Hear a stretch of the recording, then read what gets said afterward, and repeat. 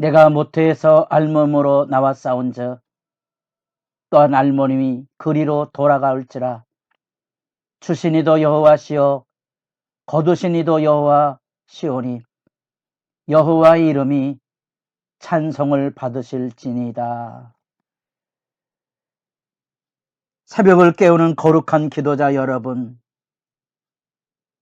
세상을 바라보는 하늘의 지혜가 여러분의 마음과 생각과 삶의 실천을 언제나 바르고 풍요롭고 따뜻하기를 진실로 소망합니다. 오늘 우리가 읽어갈 하나님의 말씀은 욥기 1장 13절에서 22절까지 우리의 죄악의 현실 속에서 고통의 문제를 어떻게 이해할 것인가. 마치 아브라함이 실제 우리 현실 안에서 자녀가 없는 고단한 25년의 여정, 그리고 정작 장성한 아들을 번제로 드려야만 됐던 운명적인 부름 앞에, 하나님 앞에 이삭을 결박하여 하나님 앞에 드리는 그 시험을 건너서서 하나님과의 믿음의 관계를 우리에게 등불처럼 비추어주는 믿음의 조상이 되었다면, 욥은 우리 내면으로 돌아 우리 믿음의 여정 안에 과연 우리들이 겪고 우리들이 아파하는 고통과 버림받음과 절망의 현실을 우리도 끌어안고 믿음의 의로움을 지켜낼 수 있을까? 그것에 대한 신앙의 탐구입니다. 과연 까닭없이, 어쩌면 여기 욥의 찬양처럼 주신 이도 여호와시요 거두신 이도 여호와시니 여호와의 이름이 찬송을 받으시리이다. 여러분이 하나님께서 선물로 주셨던 생명과 자녀와 가족과 경제적인 부유함을 다 잃어버린다고 한들 그 안에서 하나님과의 은혜와 사랑의 관계를 지키며 살 수 있다고 여러분 생각해 보신 적이 있습니까? 그 믿음의 내면의 여정을 돌아보게 하는 부분이 욥기입니다.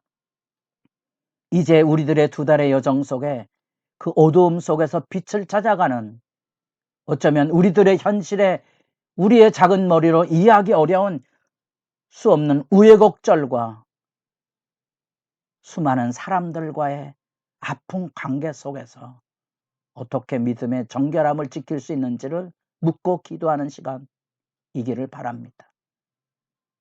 세상의 철학에서 결국은 이 상처난 인간의 모습을 타인은 지옥이라는 사르트르의 명제가 가슴 아프게 다가오죠. 여러분도 그렇습니까? 여러분도 그 누군가가 부담이 되고 아픔이 돼서 나 혼자 편히 산다는 착각과 오류에 떨어져, 아니면 믿음이 파손된 허망한 자리에 헤매고 있지 않습니까? 욥은 우리에게 건너가야 될 믿음의 지혜를 들려주고 있습니다.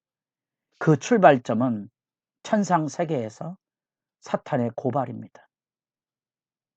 까닭없이 어떻게 인간이 하나님을 신뢰하며 살 것인가? 모든 것을 걷어버리겠다는 이 사탄의 괴책 앞에 우리 작은 머리로 이해하기 어렵지만 하나님이 욥에게 시련을 허용하십니다. 받아들이기 어렵죠. 우리 창세기를 가리키면 제일 먼저 왜 선악과를 만들어 놓으셨을까가 의문이 되는 것처럼, 우리들이 막상 현실의 고통 가운데 떨어지게 되면 왜 하나님이 우리를 버리셨는가 하는 절망에 방황하죠. 큰 문제가 아니라도, 심지어 내가 감기 몸살에 걸려도 죽을 거와 같은 거지요.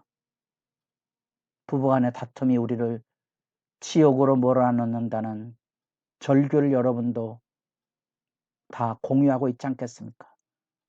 심지어 교회당 안에서 어떻게 살아계신 하나님을 믿는 사람들이 이럴 수 있을까가 많은 사람들을 교회 밖으로 내몰아간 그 시험이 뭔지는 아셔야 되는데 그게 사단의 괴계이죠. 사단의 괴계 앞에 우리가 어떻게 믿음을 지켜가는가? 살 떨리는 이야기들이 시작이 되고 있습니다. 그 하나님의 허락이 떨어지자마자 사탄이 이 세상에 욥의 그 은혜를 베풀고 살았던 동방의 의인에게 스바를 중심으로 한 대적자들이 일어나서 수탈과 압제를 이루게 됩니다. 우리가 흔히 말하고는 인재이죠. 스바 사람들이 갑자기 이르러 그것들을 빼앗고 칼로 종들을 죽였나이다. 나만 홀로 피하였음. 이 반복되는 동시다발적인 반복 어구가 두려움에 두려움을 더하여 이루어지게 됩니다. 까닭없이 이런 어떤 생각할 만한 여유도 대비할 시간도 없이 파도처럼 몰아치고 있다는 사실입니다. 하나님이 그에게 주셨던 그 부요함에 마치 마귀가 하나님의 세계, 창조 세계 안에 하나님의 질서인 남자와 여자를 만드시고 언약을 맺었던 이 체계를 거꾸로 뜨려서 이제 여자에게 가서 언약의 주체를 망가뜨리는 역선을 밟는 것처럼 여기 하나님의 주신 자녀 아들 7과 딸 3, 양, 낙타, 이 종 하나님께서 주신 이 모든 복의 유업을 반대로 이제 역순으로 그래서 종들과 가축들과 열자녀들을 몰아치고 있는 이 무서운 하나님의 질서를 무너뜨리는 악의 풍파를 우리가 가슴 떨리게 지금 읽어보게 됩니다.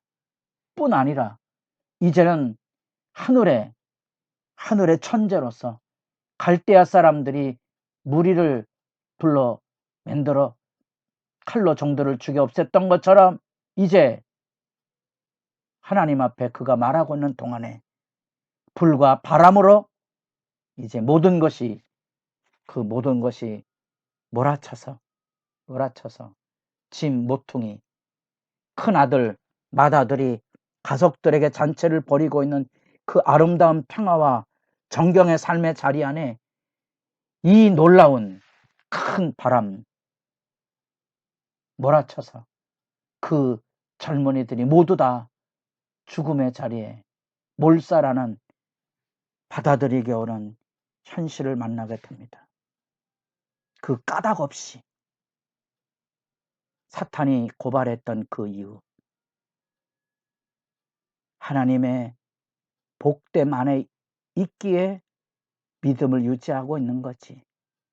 그 울타리를 제거해 버리면, 속된 표현으로 까발리면 인간의 본색은 하나님을 대적하고 욕하는 것으로 본성이 다 드러나게 될 것입니다 하는 이 사탄의 괴계의 전략 앞에 욥은 일어나 겉옷을 찢고 머리털을 밀고 고통과 참회와 하나님 앞에 자기가 아무것도 아니라는 찌끌과 같은 낮아짐 그 속에 충격적인 고백이 들려집니다.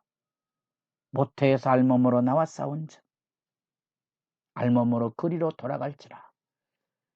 주시니도 고도시니도 여호와시라는 이 신앙의 고백은 사탄의 계계가 그 고발과 대적이 거짓이었음을, 그래서 흠이 없는 의인의 신앙 고백과 찬양이 들려지고 있는 압도적인 장면을 우리가 1장에서 만나게 됩니다.